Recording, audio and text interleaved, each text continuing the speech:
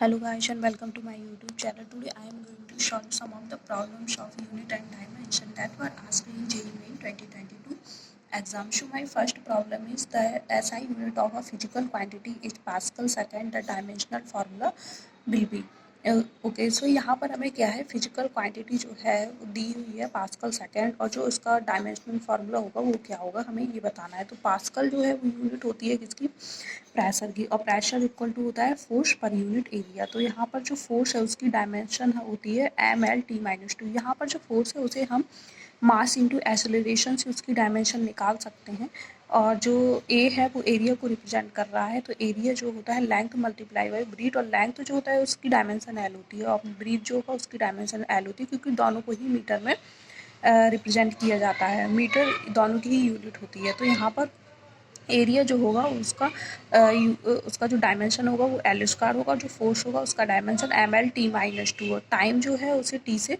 Represent करते हैं उसकी डायमेंशन को। तो यहाँ पर जब हम इसको पूरे सॉल्व करेंगे तो हमें पास्कल सेकंड की जो डायमेंशन होगी वो मिलेगी mL-1 t-1। तो यहाँ पर जो इस चैप्टर से जो प्रॉब्लम्स आते हैं वो इतना डिफिकल्ट नहीं होते हैं, उन्हें ईजिली सॉल्व भी किया जा सकता है अगर आपको कुछ डायमेंशन निकालने बहुत ईजिली आते हैं, या फिर आप बहुत छोटे छोटे से डायमेंशन होते हैं जैसे कि वेलोसिटी का डायमेंशन है, लेंथ का डायमेंशन है, एरिया का डायमेंशन है। तो ये छोटे छोटे एक्सेलरेशन हो गया, तो इन सभी को आप कुछ डायमेंशंस को लर्न कर सकते हैं, तो उससे ईजिली आप इन्हें सॉल्व कर सकते हैं, वो भी कम टाइम में।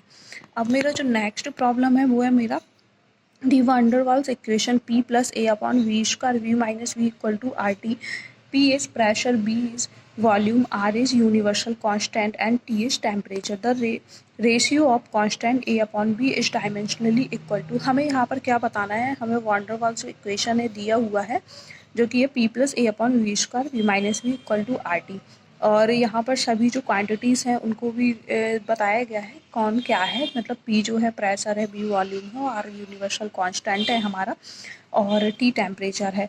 तो यहाँ पर हम इसको मतलब ये हमें कैसे बताएंगे कि जो रेशियो ऑफ कांस्टेंट है A/V इसकी डायमेंशन किसके इक्वल होगी। अब यहाँ पर ये जो फार्मूला दिया हुआ है तो according to the homogeneity law उसके अकॉर्डिंग क्या होगा, P की जो डायमेंशन है वो A/V² की डायमेंशन के इक्वल, और V की जो डायमेंशन है वो V के इक्वल होगी।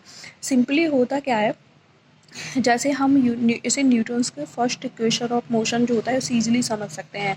क्या होता है, V = U+AT, V = U+AT होता है। तो अगर V की जो डायमेंशन है वही क्या होगा, U की डायमेंशन होगी, और वही A और T की डायमेंशन होगी। सिंपली यदि हम यूनिट की बात करें तो भी यूनिट भी सबका सेम ही होना चाहिए, क्योंकि जब हम U को AT से ऐड करते हैं तो AT की यूनिट भी सेम ही होनी चाहिए।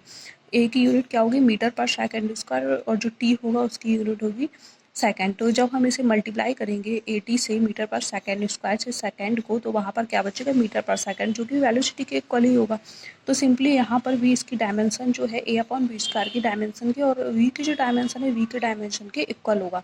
तो हम यहाँ पर लिख सकते हैं dimension of P = dimension of A/V² and dimension of V = dimension of V। तो यहाँ पर A जो है कांस्टेंट है, और ये किसके इक्वल होगा, PV² के, और V जो है V के इक्वल है। तो हम यहाँ पर इसका रेशियो फाइंड कर सकते हैं जो कि हमारा निकलेगा PV। तो PV इसके लिए क्या होगा, राइट आंसर होगा। Thank you very much. Please share and subscribe my YouTube channel for further updates.